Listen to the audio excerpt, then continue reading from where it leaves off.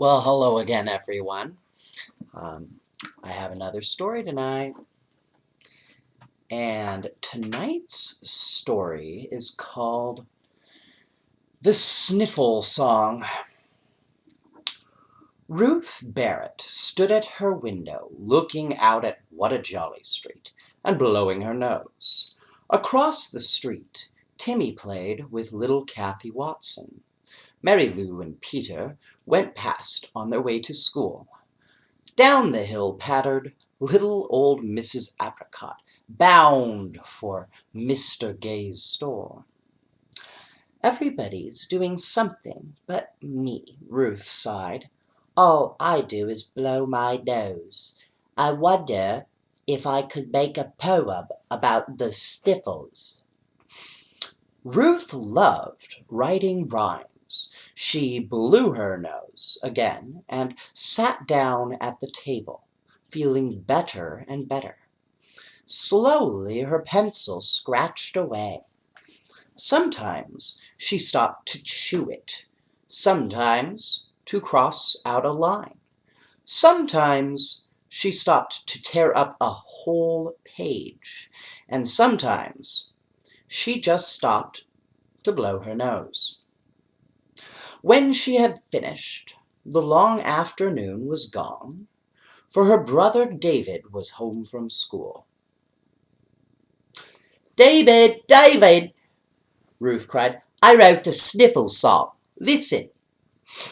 My nose is red, my eyes are blue, my tongue feels like a worn-out shoe. My voice is hoarse, my tonsils prickle, and sneezes keep my nose a prickle. I wish I had worn galoshes. I'll wear them now till May rain splotches. Then maybe I need never stay inside on such a lovely day." Well, I'm going to reread that again, because the first time I read it, I pretended I had a stuffed up nose. I did that by blocking up my nose and not breathing out when I said an S or an N or a M. So by blocking off my nose, I could make that sound. My nose is red, my eyes are too. My tongue feels like a worn-out shoe. My voice is hoarse, my tonsils tickle, and sneezes keep my nose a prickle. I wish that I had worn galoshes. I'll wear them now till rain splotches. Then maybe I need never stay inside on such a lovely day. Well, that one's a fun story. So, have you guys had the sniffles at all sometime this year? When your nose gets all stuffed up? Did you notice that it's hard to say certain words when that happened? You know, practicing your nasals is a really good way to learn how to say a lot of words. Well, I think that we have enough time for another story. And this story is called Fun for Butch. Butch, the Smith's collie, ran down What a Jolly Street, barking loudly. He was very happy, for Paul and David were coming behind him, bound for a hike, and Butch loved hikes. "Hurry," he barked at the boys. "Why don't you run as I do? Why don't you bark and wag your tails? Oh, I forgot. You poor creatures don't have any tails." So, Butch bounced happily through the snowdrifts behind Mrs. Apricot's house as he led the boys up the little wooded hill. The snow was very deep. Paul and David floundered through it, laughing and tumbling and rolling each other about. Butch came bounding back to join in their wrestling. "Woof, woof!" he shouted, planting his big paws on Paul's chest and licking his face. "Isn't this fun?" "Hey, get off of me!" Paul whooped.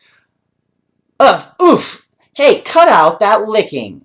He gave a big heave and rolled out from under Butch's big paws. But then he went right on rolling, over and over, bumpety-bounce, all the way down the hill. "Roof, roof!" boomed Butch, almost falling over himself with joy as he chased the rolling figure. "This is more fun than chasing a jackrabbit! Look at him go!" Paul landed oomph against a tree and sat up dizzily. Butch leaped around him. "Come on, Paul," he barked at the top of his voice. "Let's do it again. Isn't this fun? Oh, if only you had a tail to wag."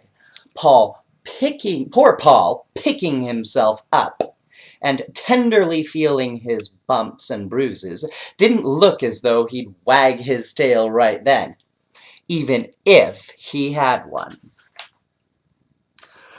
Wow, that's a really silly story. Have you ever noticed how different animals act in the snow? Squirrels, they have their own way of running, and usually they do it along fences. And dogs, boy, they really barrel through deep snow. I've seen cats try a lot of different ways of approaching snow. What other animals do you think you could see in the snow, well, at your house?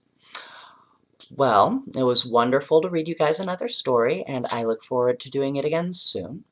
I will see you again.